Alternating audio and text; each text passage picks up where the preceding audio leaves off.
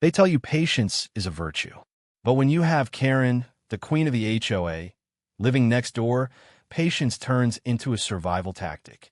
It began on what was supposed to be a peaceful Sunday morning. The scent of fresh hay, the coffee brewing on the porch, the peace finally settling in.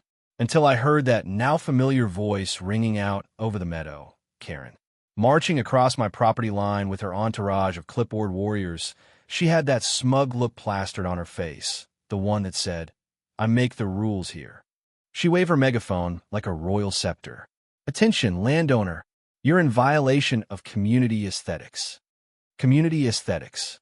On my farm, I rested against my fence post, coffee in hand, observing her taking down signs on my meadow, banners for her next HOA function. Tables, brunch stations, even yoga mats covered the grass. When I informed her she was trespassing, she smiled that sickly sweet smile. "Oh, don't be dramatic. This land belongs to our neighborhood vision." My land. 3 generations worth of history. Now, part of her vision. That's when I made up my mind. No more diplomatic warning. It was time to give the HOA a lesson they'd never forget. So, while Karen continued lecturing her audience on community synergy and shared values, I quietly started up my old excavator. Its diesel engine came roaring to life, the earth shaking beneath it. Greetings were turned. Karen sneered. "Seriously? That toy again? What do you think this is, a farm show?" I grinned. Not frightened. Enable. The bucket fell, gouging into the damp earth just behind where she'd left her SUV. The ground was moist, moldable, ideal. Each scoop eased the earth a bit further.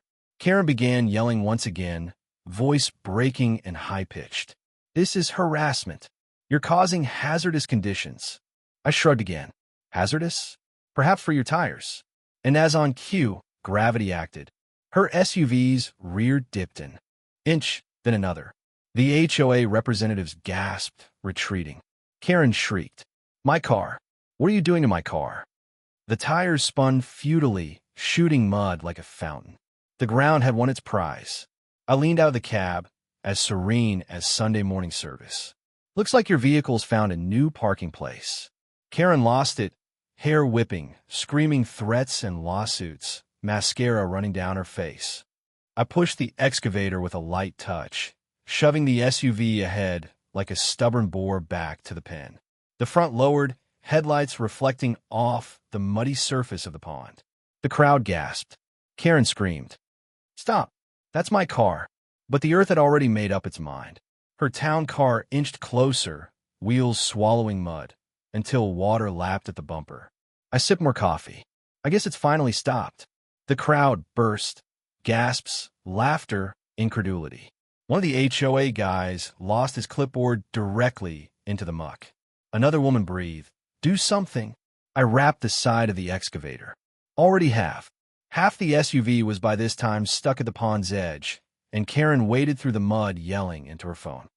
"Yes, emergency. My car is sinking. No, I am not lying." Even the cows paused in mid-chew to observe. And when one of my roosters walked behind her, crowing on cue, the crowd cracked up. Farmers guffawed. Teenagers on dirt bikes laughed hysterically.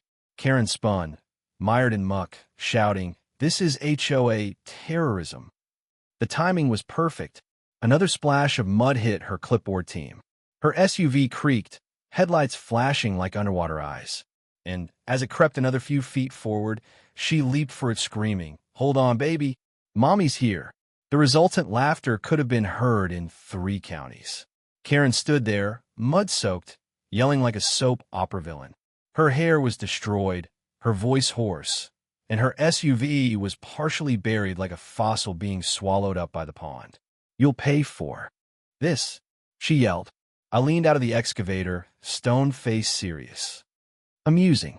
That's what your car is doing at the moment." The crowd roared. Even the most stern farmers were doubled up in laughter. Half of the vehicle was now under the pond's claim. The rear wheels vanished under murky water, and Karen's once scrupulously clean reflection was now ripples of her own chaos. She stamped her boots, yelling at anyone who would listen. "You're going to jail for this." I cocked my head. Jail? For what? Gravity. Pretty sure mud isn't a felony, ma'am. That did it. The crowd lost it again. Even the cows mooed, as if adding their applause. Karen, glistening with rage and muck, whirled to her supporters like a commander stirring up troops. Don't laugh. This is serious. This is terrorism against the HOA. And as if stage managed by nature herself, one of my roosters crowed behind her, jeering her every syllable. The timing was perfect. The dirt bike teenagers were whooping, recording it all for TikTok. The title was already well on its way. HOA Queen's SUV's Muddy Demise. Karen attempted to regain her dignity, getting up onto the hood with a megaphone. Hear me out. This guy is a menace. He's destroying community harmony. She didn't have the opportunity. The hood collapsed slightly beneath her weight, and she fell, disappearing into the muck with a splash worthy of the evening news. The onlookers erupted. It was raw, unbridled laughter ringing through the fields. I even managed a grin so wide it was painful. Karen stepped forth like some gator rose from the swamp, mud streaming, sunglasses perched on one ear, hair clinging to her face. She shook at me, her finger pointed at me. You'll pay for this. I hit the bucket of the excavator once, setting it down next to her half-submerged SUV. The universe fell silent, and then, with a slow, careful shove, I pushed on the back bumper. The earth gave way, glug glug. The luxury SUV canted forward and sank, nose first into the cloudy water. For an instant, only the taillights flashed above water, the eyes of a drowning man crying out for aid. Then nothing. And then, cheers. The crowd went wild. Farmers whistled. Teens revved their cycles. Even the waterfowl on the pond quacked in apparent celebration. Karen was frozen in place, witnessing her arrogance of empire dissolve into the ground. I stood out, the cab coffee cup held aloft in greeting. Parking's free, I declared. But retrieval, that'll be additional. The laughter rumbled across the field like thunder. But the tale wasn't finished. Not yet. In less than 20 minutes, flashing lights materialized down the road, 2 sheriff's cars arriving like the cavalry. The crowd parted, buzzing with expectation. Mud-covered Karen ran toward them like salvation had finally arrived. Officers, arrest him. He wrecked my car. He endangered my life. One deputy held up a hand. Ma'am, slow down. Whose land is this? Karen blinked, stuttering. Well, it's technically his, but it's part of our community's environment. The deputy nodded deliberately. So, not your land? No, but, he turned to me. Sir, is this your farm? Yes, sir. Been in my family for 3 generations. I presented a laminated copy of the deed, because out here, you learn to have your paperwork in hand when the HOA shows up.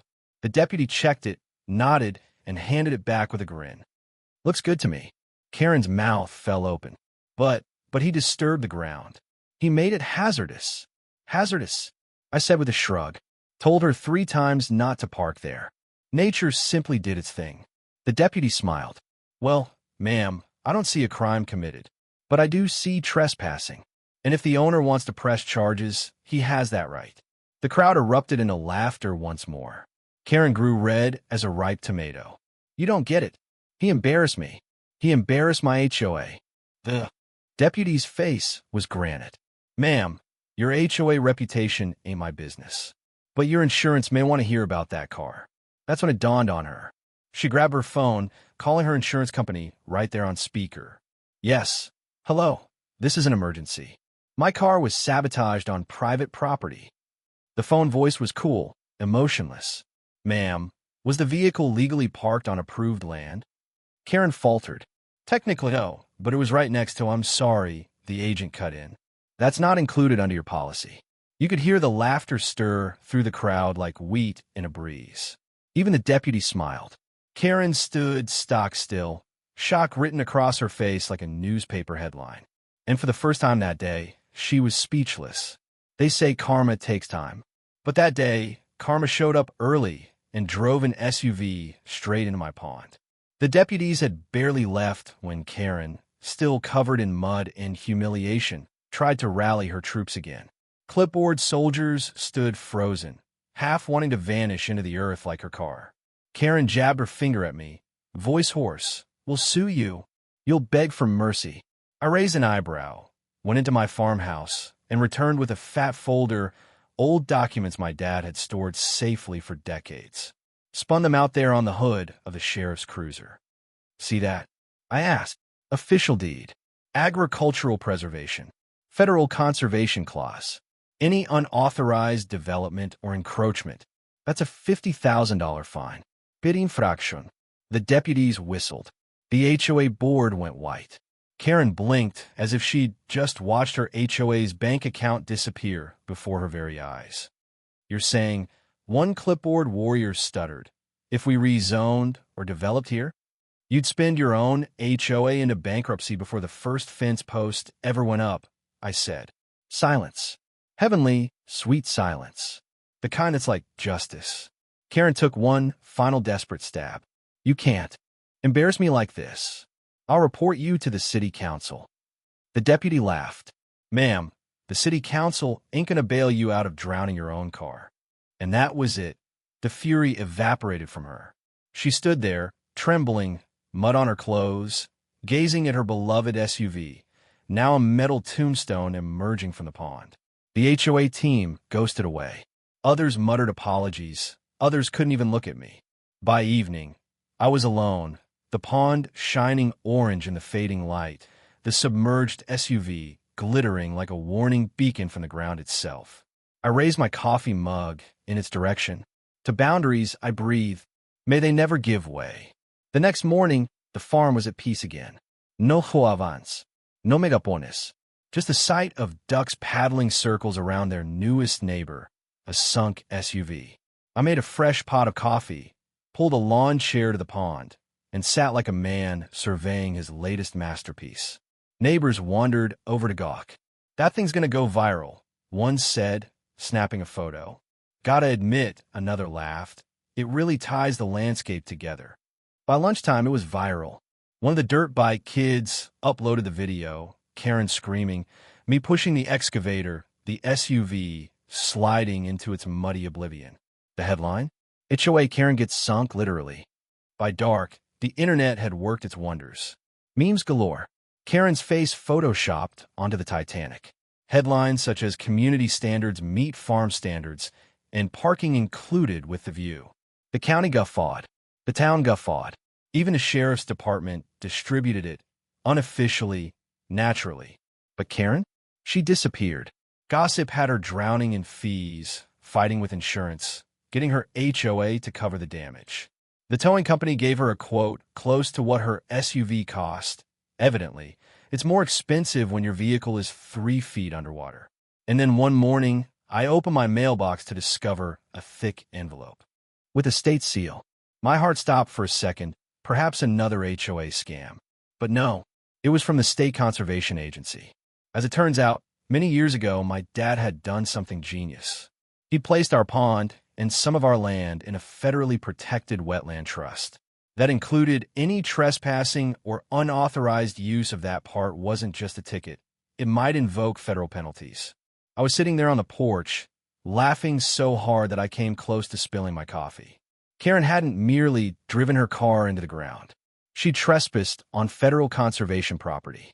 Every yoga mat, every tent stake, every brunch table, a technical offense that could cost thousands.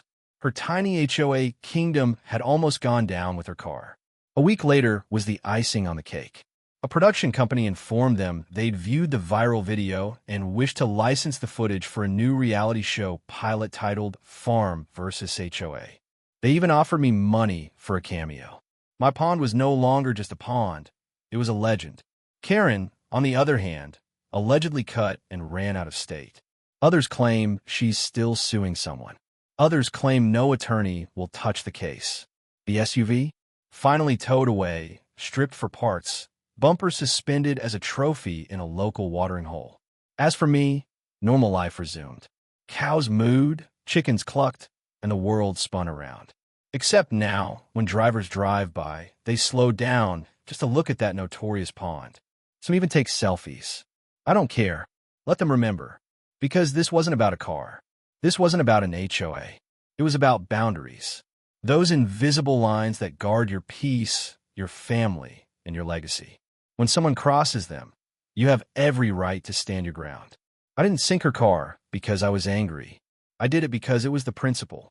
Because sometimes the ultimate revenge is not loud, but poetic.